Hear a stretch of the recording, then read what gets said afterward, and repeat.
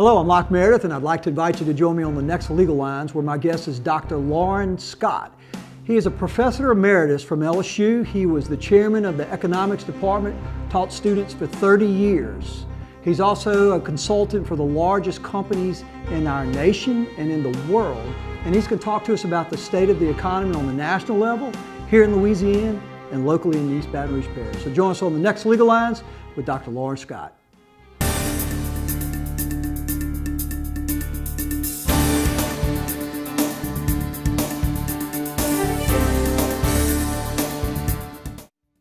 Hi, I'm Locke Meredith, and I'd like to thank you on behalf of myself, Sean Fagan, Corey Ogeron, and our entire staff for being our Legal Lines audience for almost 15 years. Our audience now is over 500,000 households. I'd also like to thank Cox Channel 4 and my friend Eric Coleman for being with me from the beginning. From all of us, thank you.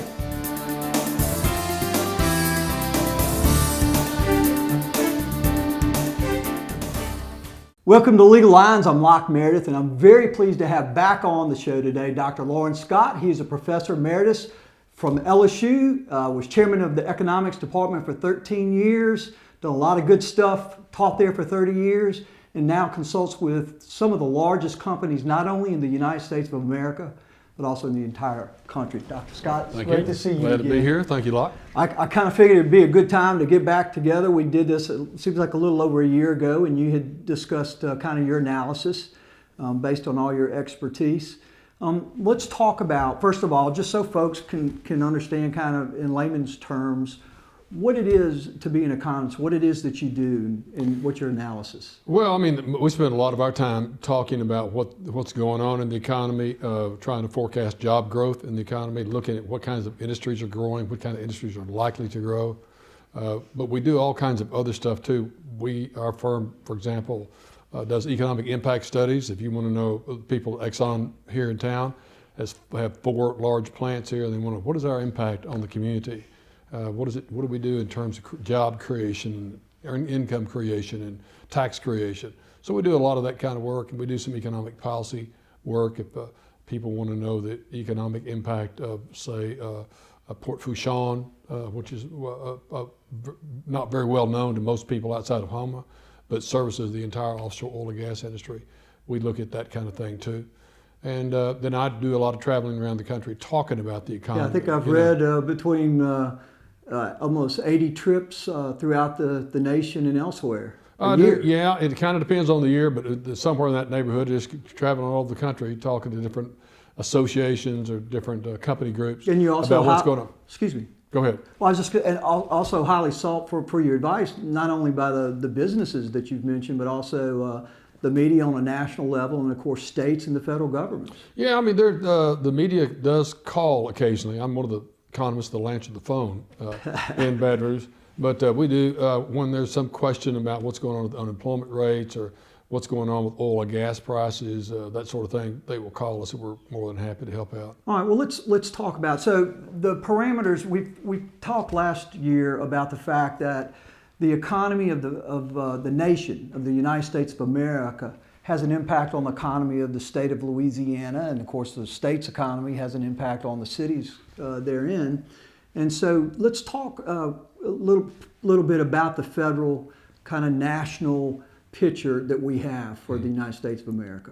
Well, it's not doing real great right now. I mean, we have been creating jobs since about 2010. The Great Recession occurred during 08 and 09. And we've been creating jobs, but unfortunately it's been at a really weak rate. As a matter of fact, if you look at all the recessions we've been through since World War II, there's been about 5 of them, this is the weakest recovery that we've ever had. We still have not gotten back all the jobs that we lost during the Great Recession. There's about 8.4 million of those jobs, and we still haven't gotten them back. If you go back and look at the early 70s, the early 80s, we had 2 recessions back to back that were equally as deep, equally as long as the Great Recession. And yet, we went in at one side of the V, popped out of it the other side of the V. But this one, we come in at one side of a V and we've kind of come out the other side like a kindergarten And that's elf. exactly what you told us last year approximately, and nothing's really changed. Nothing's really changed. The employment numbers are still growing at about sometimes people look at these numbers and say, hey, we created 200,000 jobs. this is really great. That's not really great. I mean, you have to create 450,000, you have to create 500,000 jobs a month to really pop up the other side of the V, and we're just not doing that right. Well, I guess reflective of that is the fact that we have so many folks currently unemployed. The unemployment rate's really high historically, and we have so many folks on social assistance programs from the federal and state governments. Folks who want jobs can't find them, and others are just giving up. Well, and partially that's just a reflection of the fact that the economy itself is not growing. The economy starts growing, it's growing really well, the unemployment rate tends to go down.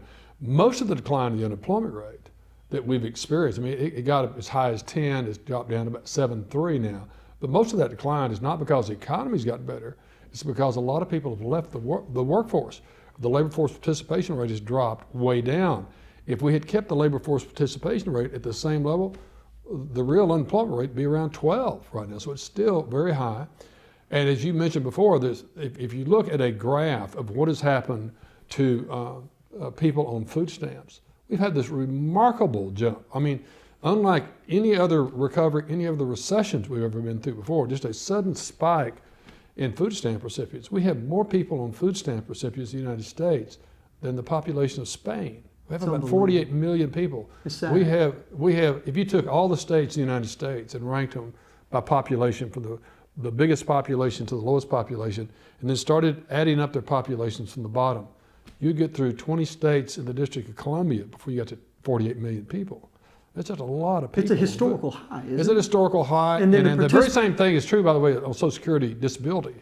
Okay, the very same thing. You see another big old spike that's occurred lately. So it's from a national economy standpoint, it has not been good, and because it has not been good, our economy is not as growing as fast as it could. However, we are way better off than most states, as it turns out. And that's great news. Let's talk quickly, though, in your estimation, based on your experience personal, but also studying this stuff and being an expert at it. Last time when we spoke, you indicated the reason that the federal, national, United States of America economy has not improved is because of the policies coming from the federal government. Is that right? That's still, and I still believe that. Again, if you look at that recovery from the 80s recession, which was a one side of a V, pop out the other side of a V. The reason we popped out the other side of that V, I think, was because all the emphasis was on job creation and growth, and it was on lowering tax rates and reducing regulation. We deregulated the airline industry, deregulated the trucking industry. We were deregulating things like crazy. We're doing precisely the opposite now. We went into this recession, and all the discussion has been on raising taxes. We've raised tax rates, and we are regulating the skunk out of the economy. If you're any kind of business out there, you're just overwhelmed now with new regulatory rules. The Obamacare alone has just created a whole new mess of forms and decisions that a firm has to make because of the regulation. And whether you think these regulations are good or bad, if you go to your Principles of Economics textbook and open it up, it'll tell you one of the things that regulations do is it adds to the cost of production. If you raise the cost curves, you move to the right along the horizontal axis. That means you produce less, which means you employ less. So we just, the regulations have really hurt our economy a lot. And I guess the fact that the taxes have been raised means there's less money available to individuals and companies to spend that money and invest that money in ways that they would deem efficient and effective. And instead the government is either supporting via the various Social Security and welfare programs that are there to help needy people, or they're going to spend it, but usually it doesn't seem to be as efficiently and effective. Well, yeah, I mean, I would say no, it's not going to be spent as efficiently. I mean, all you have to do is ask yourself the question, do you think you spend your money more efficiently, or would you spend other people's money more efficiently? Well, you're going to always be way more careful with your money than you are with other people's money. That's why when you look at private schools, privately run K through 12 schools, and look at the administration overhead, look how tiny that is compared to others. All right, we'll continue this on the next segment. This is Locke Meredith with Legal Lines, and our guest, Dr. Loren Scott. We'll be right back.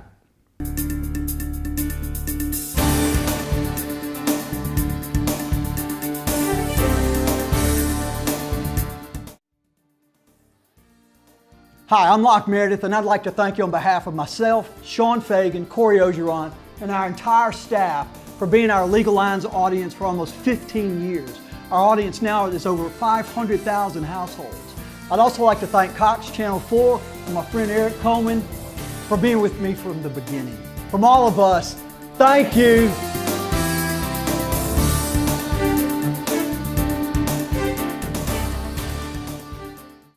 Welcome back to Legal Lines. I'm Locke Meredith, and again, very pleased to have on the show Dr. Loren Scott. He's a Professor Emeritus from LSU from the Department of Economics. Again, Dr. Scott, thank you so much for doing this. Yeah, glad to be here. Well, let's, to summarize quickly what we just talked about, basically the federal government, based on your opinion and analysis, because of its policies of taxation and regulation, it's made it more difficult for businesses to generate jobs, to provide services and products. What is your forecast for the future in that regard? Well, are you talking about the national or the Yes, state economy? national. Well, the national economy, we have the national economy continue to grow. We don't see a recession on the horizon over the next 2 years, but we also see very tepid growth. Growth rates under 3%.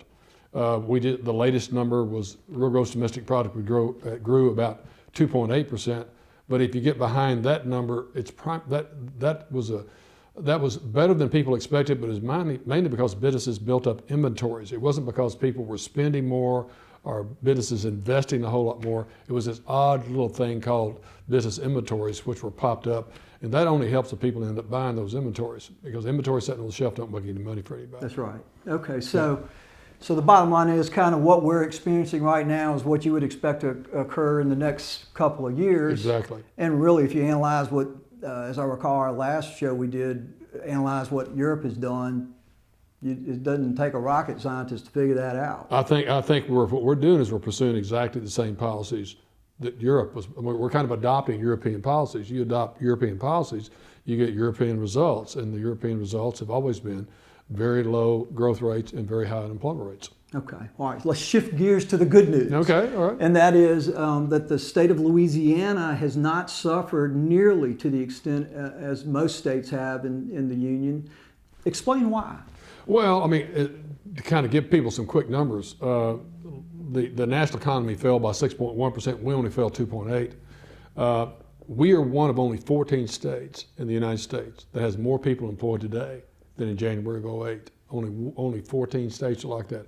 We actually began setting record levels of employment in January of this year, and are continuing to go straight up. I watch about 9 states for an outfit called First National Bankers Bank, provide banking services to banks from Louisiana up to Arkansas, all the way across to the Carolinas.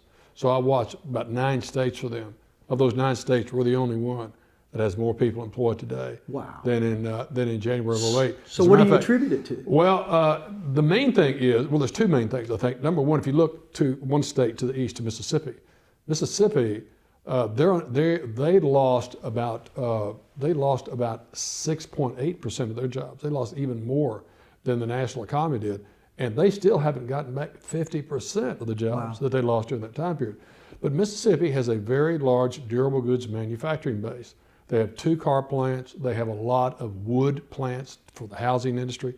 And if you think about it, the first thing that people quit buying, if they think they're going to lose their job, is durable goods. They're not going to buy a car. They're not going to buy a house. They're not going to buy furniture. They're not going to buy TV sets. So stuff that has a life. Yeah, has a life of more than a year. For a while. You're still going to turn on the electricity. You're still going to buy food. But in Louisiana, number one, we don't have a car plant at all now, because it's a GM plant shut down, and we don't have a lot of durable goods manufacturing. We're mainly producing chemicals, and we're producing electricity, and more importantly, we have a very large oil and gas exploration industry here, and the oil and gas exploration industry is doing great right now. Now, last time we spoke, there had been a permit moratorium by the federal government that was limiting any type of drilling in the federally controlled or owned waterways. It was actually in the whole Gulf of Mexico. Really? Even state-owned? I didn't realize that. Total moratorium on the area. Now that moratorium is over. The regulations have tightened up, and the rig count is coming back. If you look at the deep water rig count, for example, it was at 33 before the spill. It dropped all the way down to 11. It is now back to about 36. And projections are right now, looking at the lease sales out there, is going to be at 60 by the time we get into 2015, 2016. So it's coming back strong. So why is it so strong in Louisiana and in the Gulf of Mexico in particular compared to other parts of the nation and the world? Well, the primary reason they're coming back, there's several reasons. The firms are very excited about the Gulf of Mexico. Number one, the finds out there are huge. They're what we call elephant finds. For example, a typical well in North Dakota in the Bakken Play produces 1,000 barrels a day. Chevron has a field out in the Gulf of Mexico producing 130,000 a day. I mean, it's just huge fields. Number two, you already have a vast network of pipelines out there. So we've got a way to get it. So the infrastructure exists. The infrastructure is in place. Number three, the regulations, the taxes and everything are pretty stable. People understand them pretty well. But more importantly, about 2 years ago, the president of Argentina, she just went out and just took a Spanish oil company operating off her coast, just nationalized it, just like that. And that sent chills through the boards of directors of exploration companies all over the world. And they said, oh, shoot, if she can do that, Brazil can do that. West Africa can do that. The one place we're pretty sure they're not going to do that is the Gulf of Mexico. So, man, let's start heading towards the Gulf of Mexico. And so that's one of the reasons it's doing so well. So Homa, Port Fourchon, Lafayette, really doing very well right now. Excellent. So kind of the main staples, the main products or service, really products that we produce are things that folks need pretty much all the time. It goes away fast. It doesn't have a long life. And that's oil and gas and the chemicals. Right. That's true. And the chemicals is really unique because right now we have this unbelievable boom in the chemical industry going on. And why is that? Well, there's two primary reasons for that. Number one, the price of natural gas has come down a lot. And chemical firms are huge consumers of natural gas. If you look at natural gas consumption, you'll have industrial up here, commercial down here, residential below that. I mean, industrial is way the heck up there. And so as a result, one of their major inputs, price, has dropped a lot. Well, that's good for them. Right. But more importantly, the price of natural gas has dropped here. It has not dropped in Europe. Now, why is that? Well, because in Europe, they don't drill for natural gas. Matter of fact, they've outlawed fracking all across the Economic Union because the Greens are so powerful there. They have to import their natural gas from Russia, and Russia prices their natural gas off the price of oil. Well, the price of oil has stayed up. It's around 95 right now. And as a result of that, Europe is a huge producer of chemicals.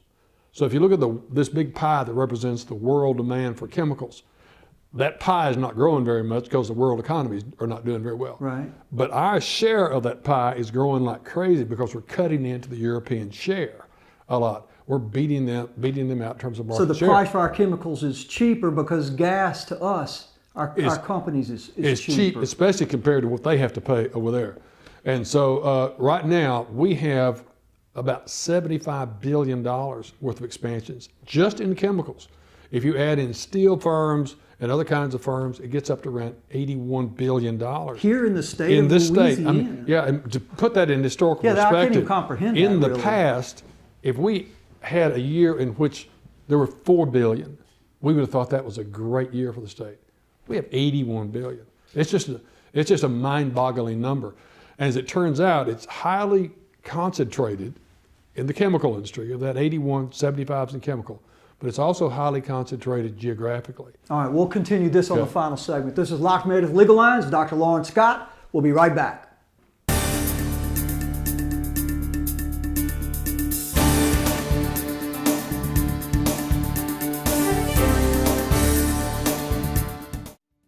Hi, I'm Locke Meredith, and I'd like to thank you on behalf of myself, Sean Fagan, Corey Ogeron, and our entire staff for being our Legal Lines audience for almost 15 years.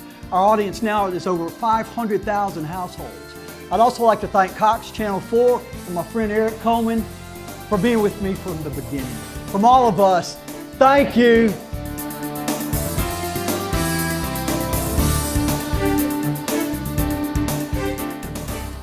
Welcome back to Legal Lines. I'm Locke Meredith, and again, very pleased to have on the show today Dr. Loren Scott. He's a Professor Emeritus from LSU, from the Economics Department. Again, let's just dive right back into it, Dr. Scott. All right, so you were talking about how we have $84 billion worth of investment projected to occur in Louisiana in this year, over 10 years? Well, what is it's actually it's 81 billion, and it's already been announced. Now, when it's going to be some of it's going to be state, some of it's already underway. Okay. Some of it will not happen until 2016. Okay. Some it's just kind of phasing out, so it's being phased in, which is creating a huge demand for employment. Right.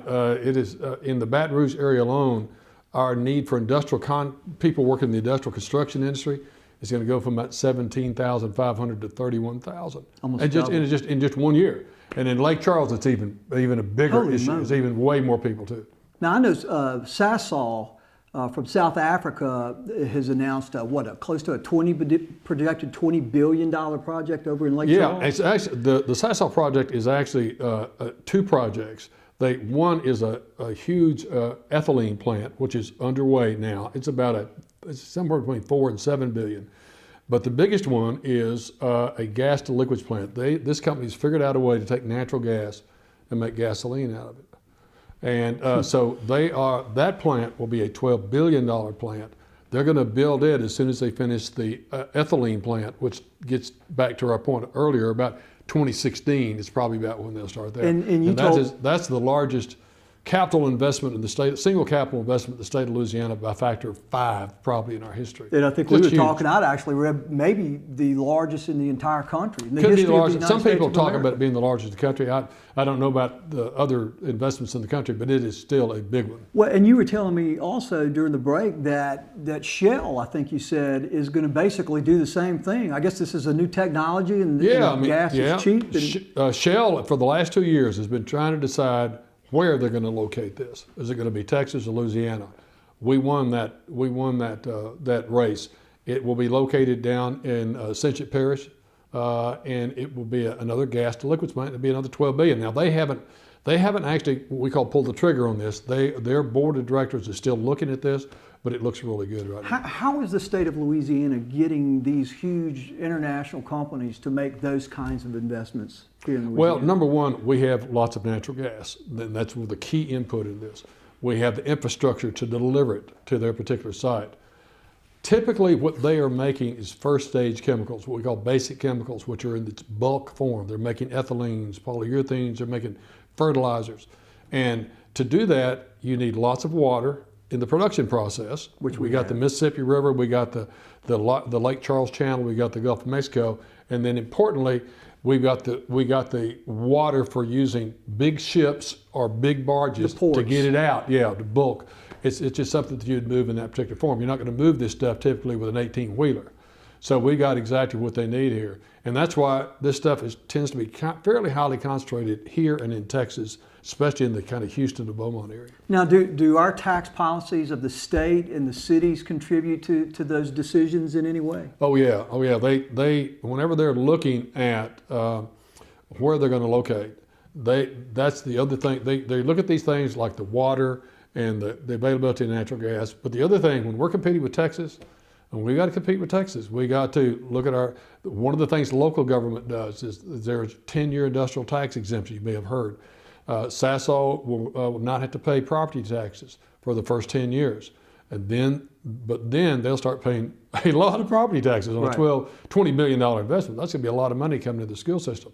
In addition to that, the state will typically pony up some money. They'll say, okay, we'll put up $20 million to help build the roads, the bridges, whatever you need to access your plant and get your facility, like the Shell plant will be built down if you go across the Sunshine Bridge. Right before you go across the Sunshine Bridge, there's a Motiva plant off to the side. They built it right where they're going to have to 4-lane that highway going to the interstate to get their product out. So there's a commitment by the state? Yeah, the state makes a big commitment, and then the local governments make a commitment as well, and that goes into the package. That's the only way you're going to get them to come here rather than Texas. Excellent. All right, so let's we've talked about the state. I guess the only negative for the state, based on our prior conversation, is the fact that the revenues that we were used to getting via Katrina, because of Katrina and the catastrophes, have pretty much been spent now, and so they're having to cut.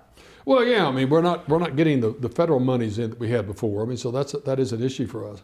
And the governor, for whatever you think, good or bad, has made a decision he's not going to let taxes be raised under his administration under any form. So that means if you run into a budget problem, there's only two places you can really cut the budget, and that's higher education and healthcare.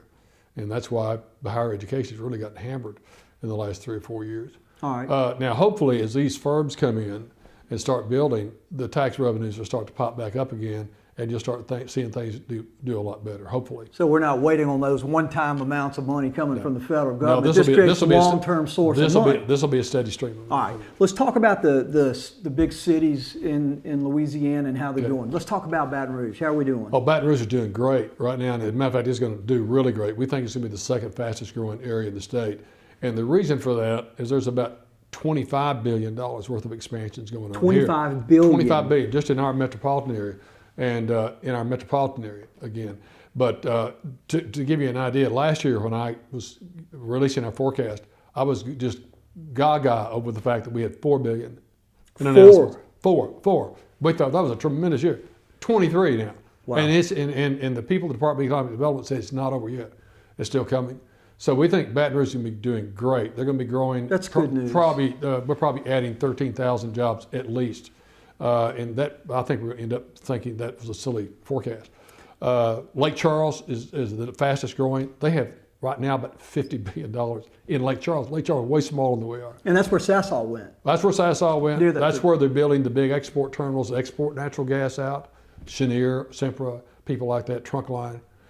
They've got just a lot of stuff going on there. They're building man camps at the port of Lake Charles to try to house 4,000 people. They just started building it the other day. They got no place to put these people. Amazing. Nice problem to have. It is it's way worse, way better than wondering where the next dollar's coming from. That's right. Well, let's talk about the northern cities of the state. How are they doing? Monroe, Monroe is not doing well. Monroe has been basically losing jobs for a very long time. The one good thing they have going for them is a Fortune 500 firm up there called CenturyLink. They do rural cellular phone service, and they've been doing really, really well, expanding. It's the one good thing they've got going. They have no chemical going on. Then I guess I got Duck Dynasty. So yeah, they got good. They do have that. They do have that. That's important. Shreveport is doing okay. They got some good things going on at their port. They got a new steel plant coming in. They got a new bag plant coming in. Alexandria is doing okay. They got a couple of plants coming in there. And I assume Lafayette's doing great because of the oil and gas boom that's taking place. Exactly. The biggest part, if you drew a line along I-10, below I-10, generally speaking, doing really well, with the possible exception of New Orleans. All right, New Orleans is just doing okay. New Orleans fell off a cliff because of Katrina and Rita.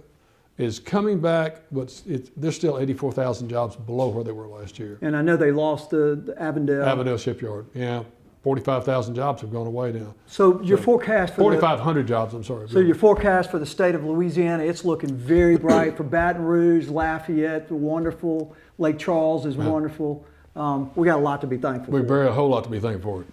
Dr. Scott, it's been wonderful to have you back on. Pleasure, thank you. Back on the show. This is Locke Meredith with Legal Lines. Our guest, Dr. Loren Scott. Thank you for being with us.